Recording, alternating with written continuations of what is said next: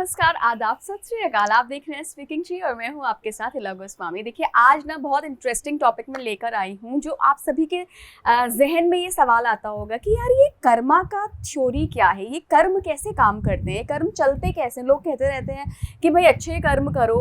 अगर कर्म पहले से लिखे हुए हैं तो मैं कर्म क्यों कर रहा हूँ, और जो मैं कर्म कर रहा हूँ इनकी आगे जाके क्या वैल्यू है। तो हमने कई सारे एपिसोड्स इस लॉ ऑफ कर्मा पे किए हैं।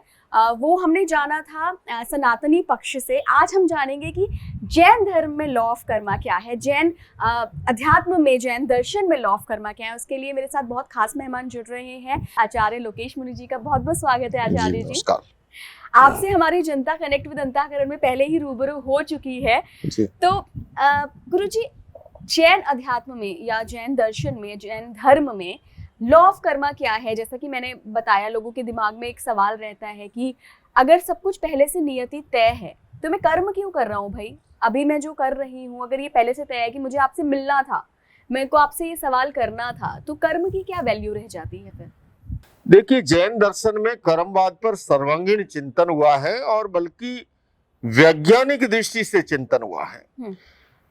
वहां पर 5 समवाय को स्वीकार किया: काल, स्वभाव, कर्म, पुरुषार्थ और नियति। जैसे अभी आपने प्रश्न उठाया कि सब कुछ पहले से निर्धारण है तो फिर मैं क्यों करूं, तो पुरुषार्थवाद को भी स्वीकार किया कि पुरुषार्थ के द्वारा हम अपने कर्मों को उदय में आने से पहले नष्ट कर सकते हैं। और इसीलिए साधना का महत्व है, तपस्या का, मेडिटेशन का, स्वाध्याय का। तो कर्म के अनुसार गति का निर्धारण होता है, सत्कर्मों से सद्भाग्य का निर्माण होता है जैन दर्शन के अनुसार, और गलत कार्यों से दुर्भाग्य का निर्माण होता है। इसलिए हमें सदैव श्रेष्ठ कर्म करने चाहिए, बुरे कर्मों से बचना चाहिए। हमारा भाग्य की लिपि लिखने वाला और कोई नहीं, हम स्वयं अपने भाग्य निर्माता हैं।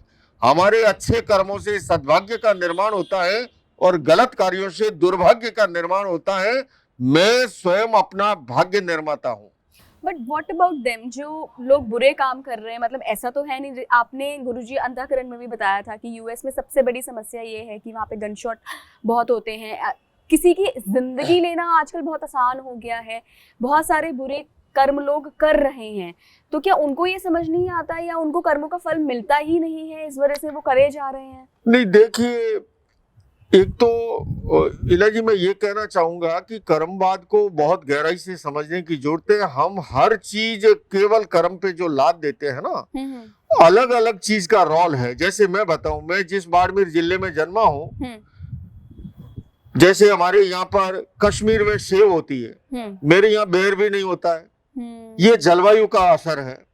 हमारे यहाँ बहुत से लोग रूप सौंदर्य को कर्म से जोड़ देते हैं कि इसके नाम कर्म का उदय है। मैं आपसे पूछूं कि इंग्लैंड में जन्म लेने वाला गोरा चिट्ठा होता है और वेस्ट इंडीज वाला, तो क्या ये मान लूं कि सारे अच्छे कर्म वाले वहां पर हुए, सारे गलत कर्म वाले? तो वहां पर ये जलवायु परिवर्तन का असर है।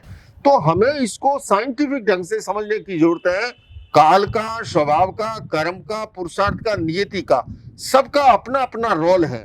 जहां तक गन वायलेंस की प्रॉब्लम है, ये प्रॉब्लम है कि हम उस तरह का वैल्यू एजुकेशन, पीस एजुकेशन इसका समाधान है, उसको इंट्रोड्यूस नहीं कर रहे हैं। आज अपेक्षा गन तो एक इंस्ट्रूमेंट है, प्रॉब्लम है मस्तिष्क की, मस्तिष्क के प्रशिक्षण की, और बदलाव प्रयोग से आता है।